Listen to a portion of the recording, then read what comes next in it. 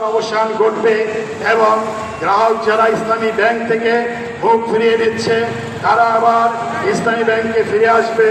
ইসলামী ব্যাংকের গতিশীলতা তৈরি হবে। সেই জন্য ওমর ফারুক খানকে অবিলম্বে ব্যবস্থাপনা পরিচালক হিসাবে নিয়োগ দিতে হবে।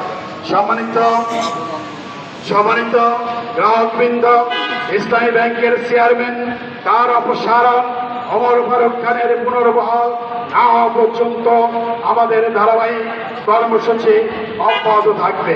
সম্মানিত গ্রাহকবৃন্দ, আপনারা জানেন অন্তর্বর্তীকালীন সরকার ব্যাংক রেজুলেশন অ্যাক্ট তৈরি করেছিল।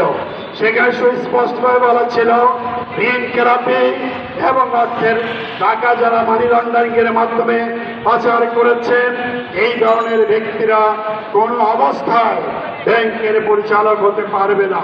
কিন্তু আমরা দেখেছি এই দেশের সচেতন মানুষ যারা অর্থনীতি সম্পর্কে খোঁজ খবর রাখেন, যারা অর্থনীতির বিভিন্ন সেক্টরের সাথে জড়িত আছেন, তাদের আপত্তিকে উপেক্ষা করে এই সরকার পরিকল্পিতভাবে 18 ক ধারা নামে একটি ধারা সংযোজন করেছে।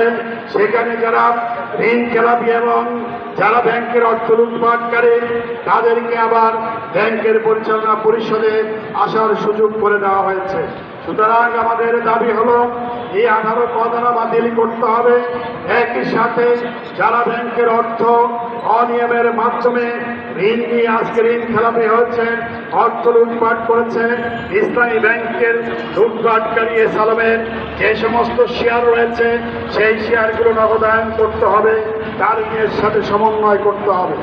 একই সাথে যে সমস্ত অর্থ বিদেশে পাচার করা হয়েছে সেই পাচারকৃত অর্থ দেশে ফিরিয়ে আনতে হবে। তার স্থাবর এবং অস্থাবর যে সম্পত্তি রয়েছে সেই সম্পত্তি বিক্রয়ের মাধ্যমে ইসলামী ব্যাংকের ঋণের সাথে সমন্বয় করতে হবে। আমাদের